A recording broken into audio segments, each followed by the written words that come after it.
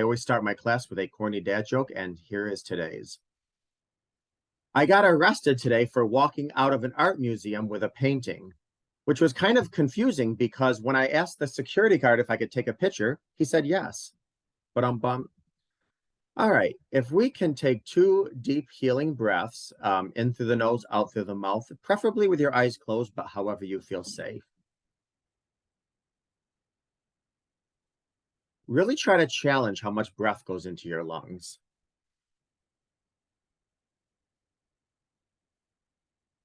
All right.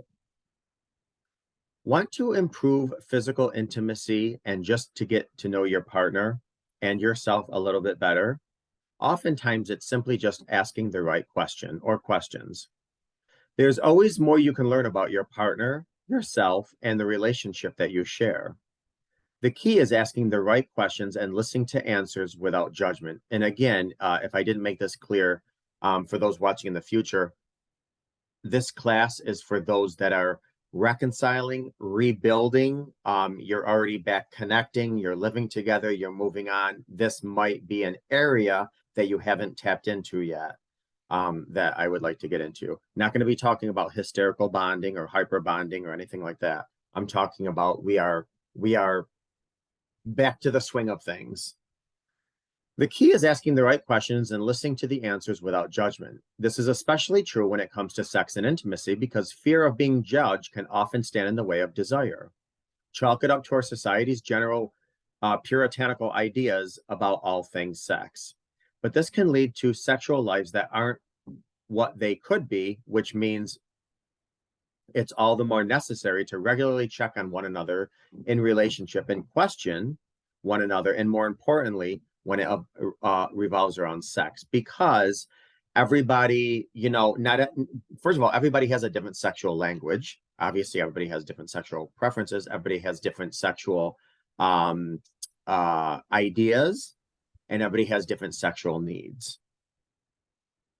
Only in asking can you understand what your partner and you really wants and desires out of physical intimacy. So what are some sex questions that couples should ask one another? Because when you speak plainly about your own sex life without judgment with one another, everyone is happier and more satisfied in the bedroom and beyond.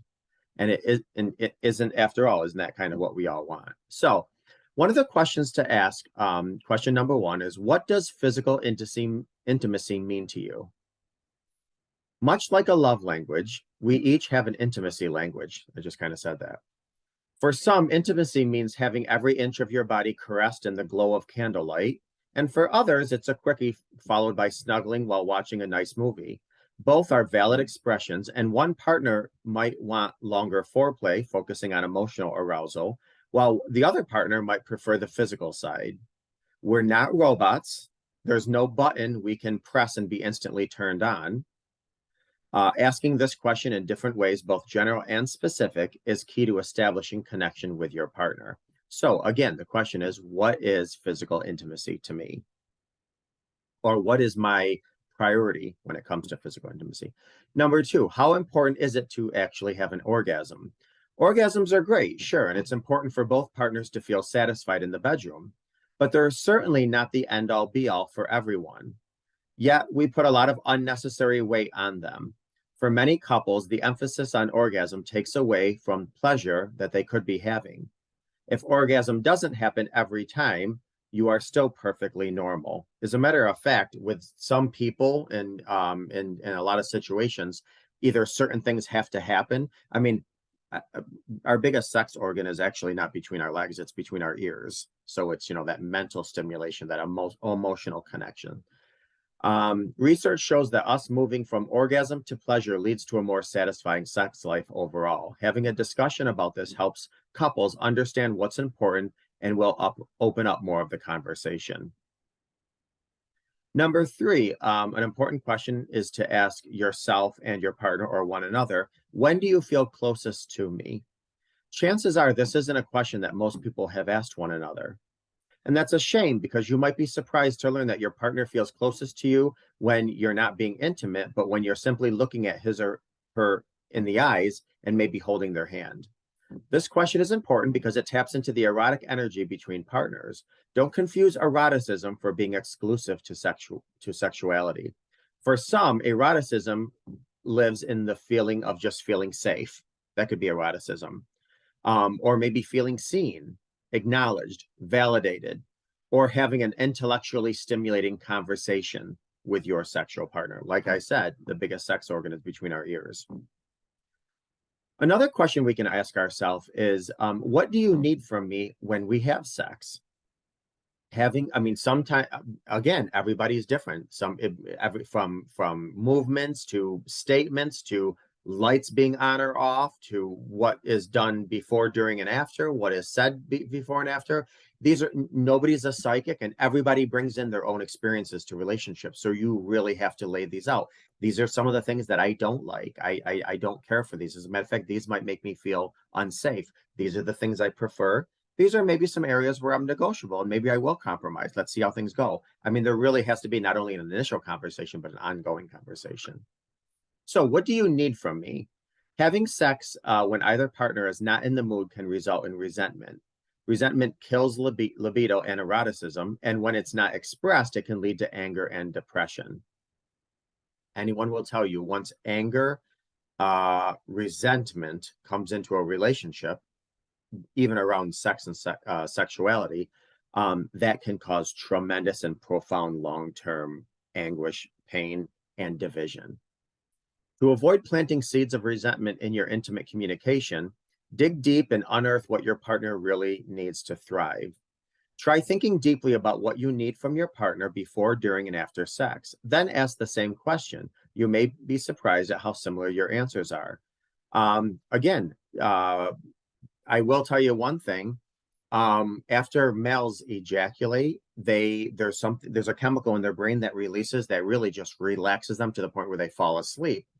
And in a male-female relationship, I hear a lot of times how females really like to engage verbally after physical intimacy. And what happens is that men have a chemical that releases where they just want to fall asleep. Women a lot of times want to talk, and there you have a conflict. Number 5, what have we done sexually that you really enjoyed? This is important because we not always want to hear what not to do. We want to hear what did happen that was fun, or that was exciting, that was bonding, that did make me feel safe, that did get me connected to you, that did turn me on. As you bravely divulge details, consider what it's like to share something thought of as so largely taboo with someone you unconditionally love and trust, and how your intimacy can grow exponentially from the experience. Keep in mind, again, I'm going to remind you, this is for people that have rebuilt, reconciled, done the work, and now this is just an area where maybe they haven't tapped into. Number 6, what makes it difficult for you to be fully present during sex with me? Being distracted isn't exclusively an intimacy thing, it's a human being thing.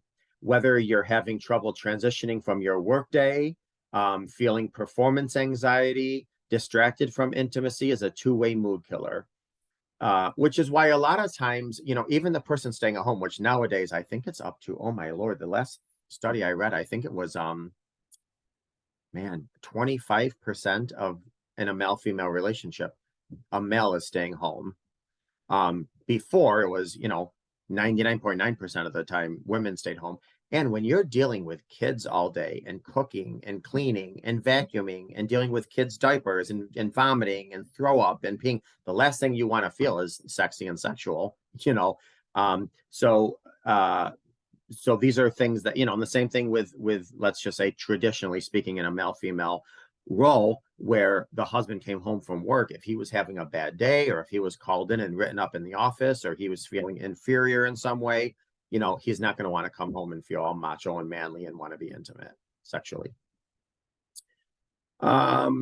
Start at the source and work your way through a distraction together. So is your partner running through a checklist of distractions instead of being in the moment? Help him or her check off some of the items. Even though talking about a workday or a list of errands isn't super sexy, the airing of these distractions, or the sharing of them, can actually be sexually and intimately freeing. You'll put your partner's mind at ease and allow him or her to be fully present and genuinely engaged in the moment. Especially now, we have like every area we are in, we're stretched very thin. Those of us who are in the house, we're working in the house. We're working on ourselves. We're working on our physical appearance. We're working on our spiritual this. Then, you know, we go to work and our boss wants more out of us. And we go to church on Sunday or synagogue and our pastor wants more out of us. And then we come home and our kids want more out of us, or our neighbors want more out of us, or our friends want more. I mean, we are stretched in every area of life, especially nowadays in the day and age of technology. When we think our life gets simpler, we are actually every movement of ours is tracked. And, you know, no matter where we are, if our phone is on, we can be contacted, and that's often distracting. All right, I digress. Number 7, how often do you want to experience pleasure? That would be another question. Part of intimacy and sexual satisfaction is dropping your guard. You have to be vulnerable in order to communicate what you want and what you don't want in a sexual relationship. And doing so will help your partner feel safe and feel safe in doing the same. Get very descriptive. Your partner isn't a mind reader, and I say this all the time. Not only are we not mind readers, but you know, we have very vastly different desires, expectations, wants, and needs. So if you don't share what you prefer, your partner may not know. These discussions are important so sex can be prioritized. Think about it like a stoplight. Red means stop, yellow means maybe, and green means go. Talking with your partner in those terms can help you accurately embrace the quality of your shared intimacy. So even if you know, your day is going and, you know, you want to check in with your partner, your spouse, your mate, what have you, and say, hey, you know, where are you on the sex spectrum? Somebody can say, yellow light or green light or red light. And if you want to go further with that and explain fine, great, and dandy, but that could be the start, the beginning of initiating that conversation. Number 8, will you tell me or show me what you like, what you prefer, what do you enjoy? This is a great question to facilitate trust, communication, and physicality in the moment.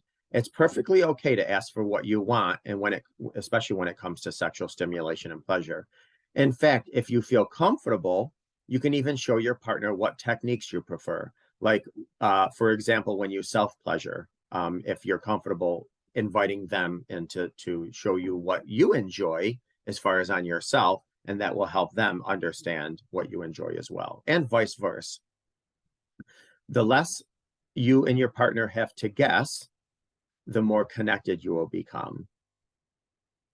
Now, the flip side of this, number 9, is what turns you off. To know what you like, you have to know what you don't. Most people start in the opposite direction, asking their partner about their turn-ons. In reality, there are both a sexual accelerator and a sexual brake pedal. The brakes tend to get less attention, but can have more of an impact on your overall sex life and the outcome of it. Turn-offs aren't personal either. It could be something as simple as being exhausted from the day, or, you know, your kid sleeping in the next room kills the vibe. You know, a lot of people that have kids, I mean, you know, there's a lot of people that like to really express themselves verbally, sexually when they're engaged. But if you have kids in the next door or whatever, that you can't do that. A lot of times, if you have friends and family over, especially around the holidays, that's also a vibe killer. The point is, knowing what hampers your partner's sexual appetite can help you to reverse engineer a solution. Number 10, and when you guys are talking about this and you're engaged and you're comfortable talking about this, then you're more comfortable talking about possible solutions to these challenges. Number 10, what do you wish we would try? So much of sex is about feeling safe. And this is why I tell people very soon after betrayal, I understand there's hyper bonding, or there's well, that's what I call it. It's hysterical bonding. I get that, and that's kind of a whole nother beast, which I'm not going to get into now. I understand that, but I also say sex without safety is nothing less than rape. You gotta feel safe with the person you're having sex with, and safety is the number one thing that's completely tarnished after betrayal. So this is an area you really gotta kind of tread very carefully. So most of us feel shame about our sexual fantasies because culturally we've been socialized to believe that the topic is embarrassing. Because of that, we often expect our partners to just know what we want. Ultimately, that leads to disappointment and or frustration. While this question isn't a guarantee that your partner will be on board with all of your sexual desires, it is a great way to open up the door to intimate discussions that you can ultimately add emotional honesty and closeness to your relationship. I also want to point out that there are also cultural differences with this.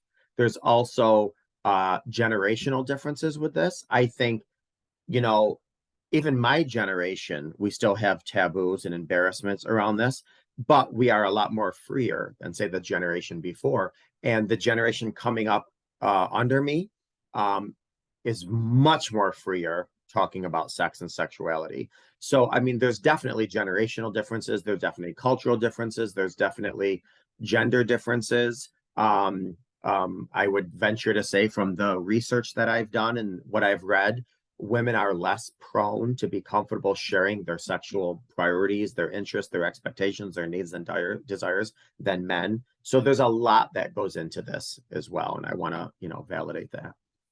Anyways, I hope some of these questions helps you to get your mind thinking about having some deeper conversations with your partner around the topic of physical intimacy or sex.